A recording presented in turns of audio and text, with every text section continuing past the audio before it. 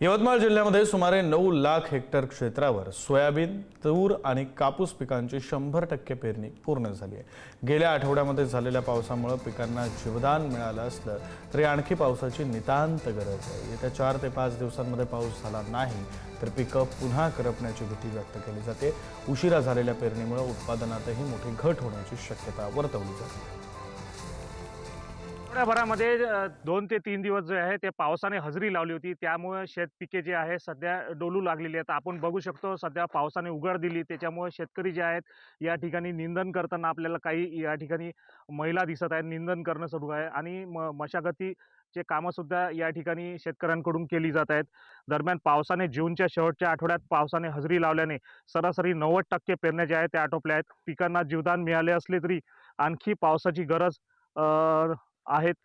सध्या पाहिजे तसा पाऊस झाला नाही, तर दुसरीकडे पेरण्या लेट झाल्याने उत्पन्नातही मोठी घट होण्याची शक्यता वर्तवली जात आहे। 2-3 वेळा पेरणी झाली आहे। आता हे तिसऱ्या वेळा पेरणी केली आहे। पावसानं दडी मारल्यामुळं आता सध्या पाऊस आला तर सध्या परिस्थिती बरी आहे पिकाची, पण अधिक पावसाची आवश्यकता आहे।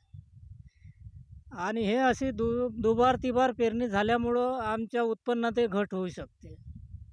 सध्या जी उघड दिली त्याच्यामुळे आता काय कामं सुरू आहे तुमची? काय सध्या आता निंदन चालू आहे, निंदन डवरणी चालू आहे, एक फवारणी झाली, पण आतापर्यंत एवढी पाण्याची तडण बसल्यामुळं ते पाणी नसल्यामुळं जमिनीत ओल नसल्यामुळं खतही देऊ शकलो नाही। तर आता एक खताचा डोस दिला आम्ही। सध्या परिस्थिती काय वाटते? सध्या परिस्थिती बरी आहे, पण अधिक पावसाची आवश्यकता आहे। दीपक शास्त्री, पुढारी न्यूज, यवतमाळ। अल निनोचा प्रभाव राज्यावर असेल असं भाकीत हवामान खात्याकडनं वर्तविल्या गेले होते व हे भाकीत खरे उतरले आणि जूनची जे पेरणी असते ते साधारणतः 22-23 दिवस उशिराने या हंगामाची पेरणी झालेली आहे। आणि सध्या पिकाची स्थिती अत्यंत म्हणजे गंभीर होती, कारण मधल्या कालखंडात 17 दिवसाचा पावसाने उघाड दिल्यानंतर आता या आठवड्यामध्ये 2 वेळे हलका पाऊस या यवतमाळ जिल्ह्यात झालेला आहे। म्हणावं तशी पिकाची परिस्थिती समाधानकारक नाही। चालू खरीप हंगामामध्ये कापूस असेल, सोयाबीन असेल, या कृषी उत्पादनात मोठी घट येणार आहे।